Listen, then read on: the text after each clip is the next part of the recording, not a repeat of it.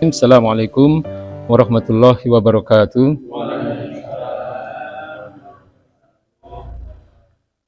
Alhamdulillahirabbil alamin, wassalatu wassalamu ala Rasulillah wa ala alihi wa sahbihi wa mawalah.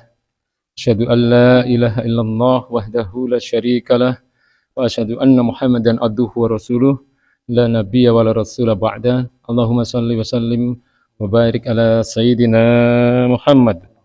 Kemudian yang kedua, mereka adalah orang-orang yang hidup semasa Rasulullah SAW, hidup bersama, mengalami kesulitan dan kesenangan secara bersama-sama. Ya, mereka mengetahui kapan, di mana, dan berkaitan dengan peristiwa apa suatu ayat Al-Quran itu diturunkan. Ya, jadi kesimpulannya adalah bahwa mereka adalah orang-orang yang sangat mengenal Rasulullah SAW.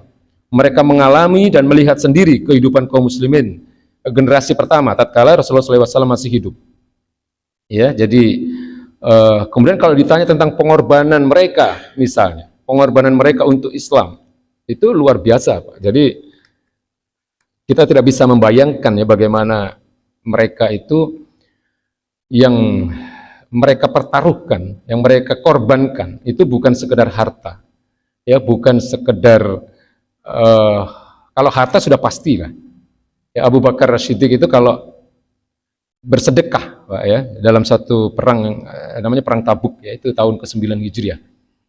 Ya, ketika baginda Nabi mengumpulkan logistik ya untuk perang itu melawan pasukan Romawi.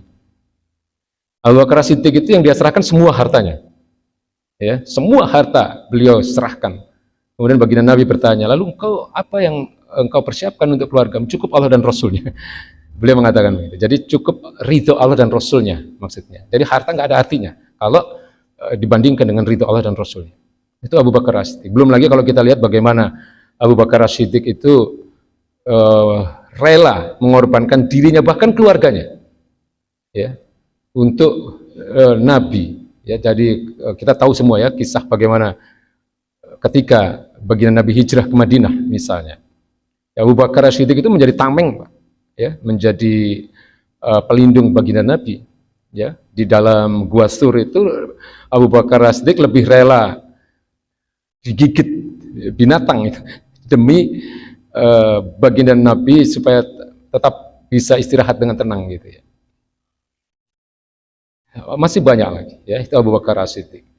Umar bin Khattab. Jadi Abu Bakar As-Siddiq dan Umar bin Khattab ini selain sahabat Nabi, beliau berdua ini juga merupakan mertua dari baginda Nabi ya. Jadi kalau Abu Bakar As-Siddiq punya putri yang kita tahu ya, Aisyah ya, binti Abu Bakar, beliau dinikahi oleh baginda Nabi. Seorang wanita yang sangat cerdas, Aisyah. Ya. Kemudian kalau Umar bin Khattab, putri beliau yang dinikahi oleh baginda Nabi namanya Hafsah. Hafsah binti Umar. Itu juga salah satu pengumpul ayat-ayat Al-Quran, ya, cerdas sekali. Jadi beliau itu menjadi salah satu orang yang menghafal banyak sekali ayat Al-Quran, ya, sehingga ketika tadi saya cerita pada masa-masa kekhilafahan Utsman itu banyak sekali lembaran-lembaran Al-Quran yang ditulis, ya, oleh para sahabat Nabi yang disimpan di rumahnya Hafsah binti Umar bin Khattab. Beliau juga salah satu istri dari baginda Nabi. Nah, kalau Utsman dan Ali, ya, dua sahabat Nabi yang lain yang termasuk dalam Khulafaur Rasyidin, ini menantu, ya, menantunya baginda Nabi.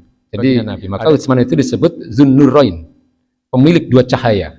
Nah, itu julukan dari Utsman bin Affan. Kalau Abu Bakar dijuluki As-Siddiq karena beliaulah orang yang selalu mempercayai apapun yang dikatakan oleh baginda Nabi ketika mayoritas orang tidak percaya. Maka disebut oleh baginda Nabi As-Siddiq. Ya, Aisyah mengatakan, "Dzalika summiya Abu Bakar As-Siddiq." Oleh sebab itulah maka Abu Bakar disebut dengan As-Siddiq, orang yang membenarkan apapun yang diucapkan oleh Nabi tentang peristiwa Isra Mi'raj misalnya.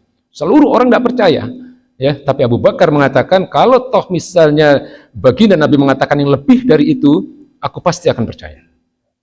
Ya. Nah, kalau Umar bin Khattab itu julukannya siapa? Ya, Al-Faruq. Al-Faruq, sang pembeda. Ya, maksudnya membedakan antara yang hak dan yang batil, karena orangnya tegas sekali Umar bin Khattab.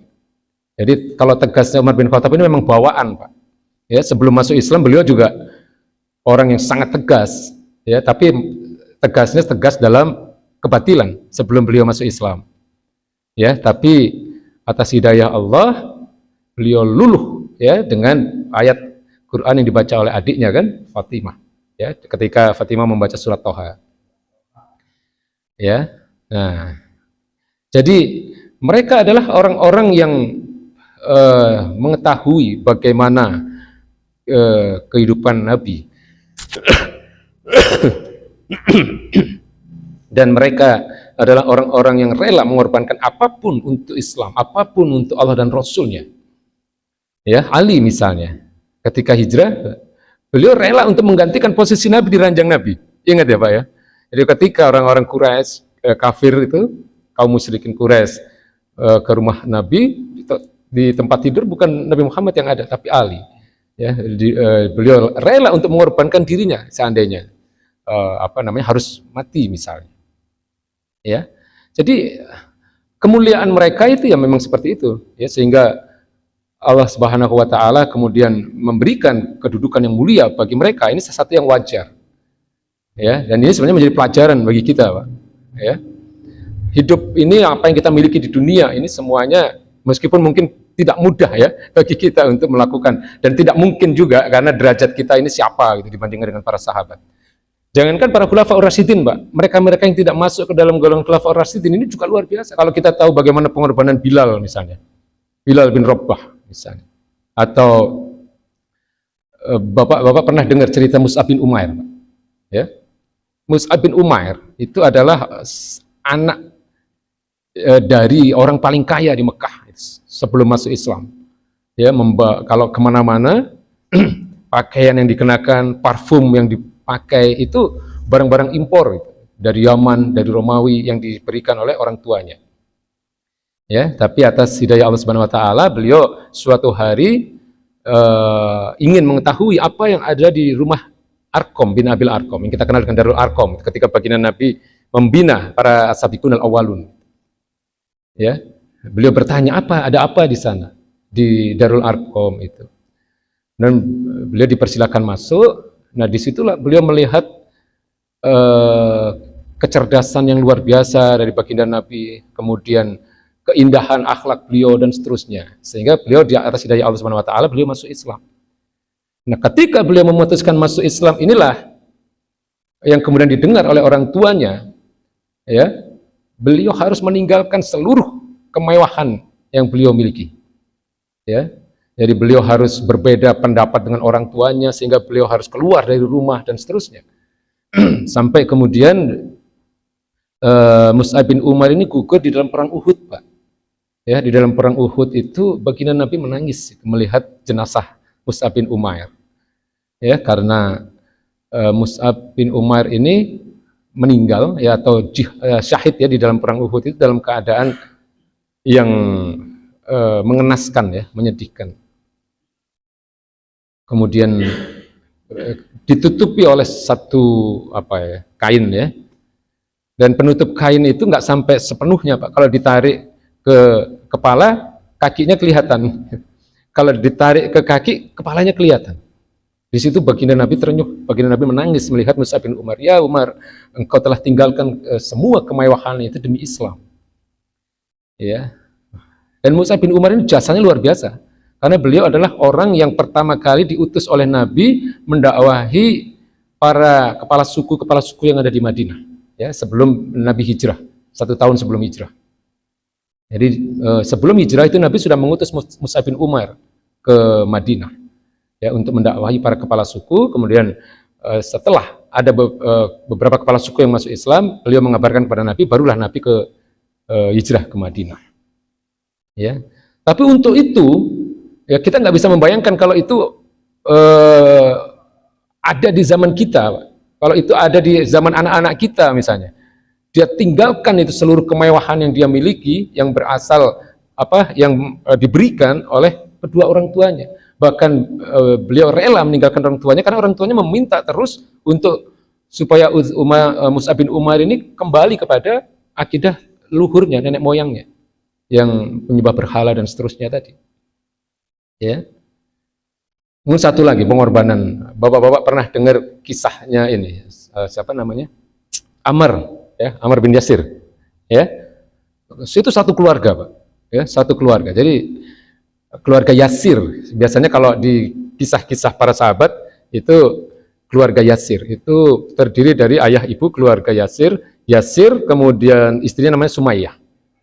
Nah, punya dua putra namanya Ammar dan Ubaidillah. Karena mereka ini dari keluarga yang lemah, ya, keluarga yang miskin. Nah, orang-orang Quraisy Mekah, ya kaum kafir dan musyrik Mekah ini berani untuk menyiksa mereka.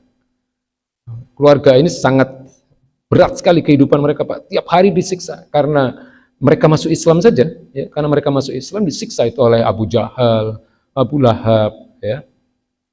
Sampai kemudian Sumayyah itu sampai wafat, ya, disiksa oleh orang-orang kafir Quraisy itu.